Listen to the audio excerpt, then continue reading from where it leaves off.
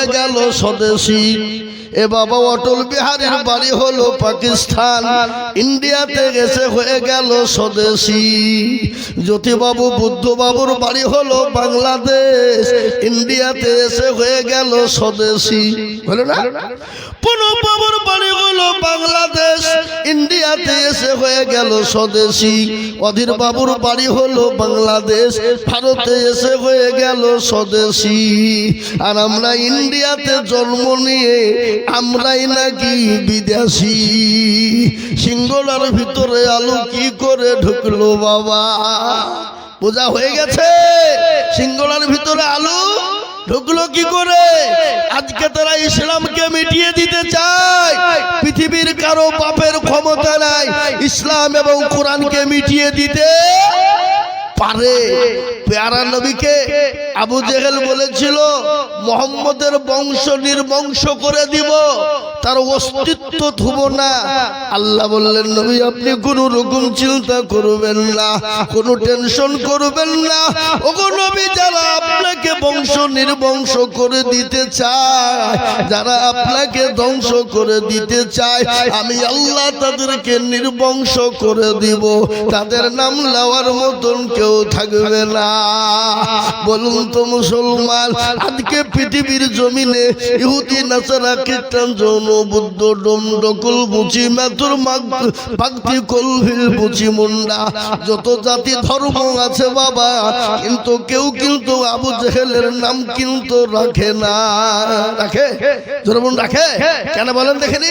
সবাই জানে যে এক নম্বর হারামি মার্কা লোক ছিল আবু জেহেল। কি ছিল জোরে বলুন? হ্যাঁ, শয়তান মার্কা, ঠিক কিনা? কিন্তু বলুন তো, ইসলাম ছিল, এখনো আছে, আগামী তো থাকবে। কোরআন ছিল, এখনো আছে, আগামী তো থাকবে।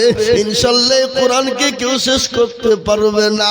কিন্তু শুনে এই ভারতের মাটিতে যদি মুসলমান না থাকে, ভারতের মাটিতে যদি মাদ্রাসা মসজিদ না থাকে, ভারতের মাটিতে যদি কোরআনের তালিম না চলে, আমি আপনাদেরকে জোর গলায় বলে যাই, পৃথিবীর ভারতের মাটিতে কোনো জাতি কোনো ধর্ম তার বাপের ক্ষমতা নাই এই দেশে বাস করতে পারে।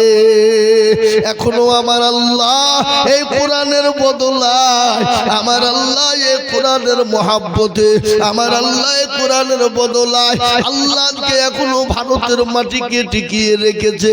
যেদিন শুনবেন ভারতের মাটিতে কোরআন নাই, যেদিন শুনবেন ভারতের মাটিতে মুসলমান বেঁচে নাই, যেদিন শুনবেন ভারতের জমিনে মসজিদ মাদ্রাসা নাই, সেই দিন কোন জাতি ভারতের জমিনে থাকতে পারবে না।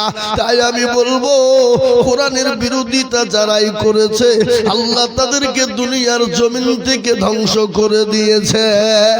কিছুদিন আগে দিল্লির জমিনে এক কুলাঙ্গা, যার নাম হলো সিমরে যাও, কোরআনের বিরোধিতা করেছিল। বলেছিল কোরআনের ভিতরে 26টা আয়াতকে বাদ দিতে হবে। বলে কেন বাদ দিতে হবে? বলে সুপ্রিম কোর্টে আপিল করা হয়েছে, সুপ্রিম কোর্টে আপিল করে 26টা কোরআনের আয়াতকে বাদ দিতে চাইল।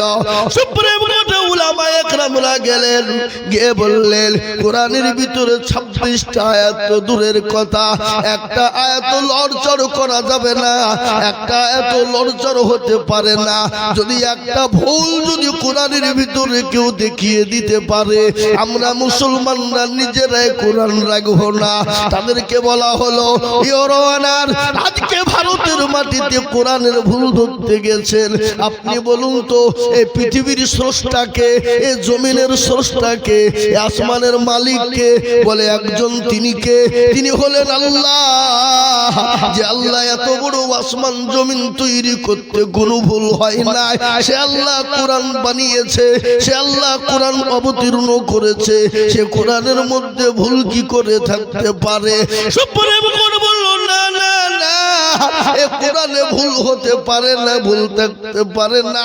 অসীমিরে যাকে আপনার ওখান থেকে বহিষ্কার করা হলো, তার বাপের দিন নাই, দিল্লির জমিনে বেরোতে পারে। বাবা আজকে আমি একটা কথা আপনাদেরকে শুনিয়ে দিই, মুসলমানরা জান দিয়ে দেবে কিন্তু কোরআনের অবমাননা সহ্য করবে না।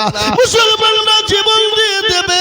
মুসলমানরা বিবিকে বা করেছে, সন্তানকে ইতিম করেছে, এমনকি জীবন পর্যন্ত কোরআনের জন্য নবীর জন্য দিয়েছে। তার একটু প্রমাণ শুনিয়ে দিই।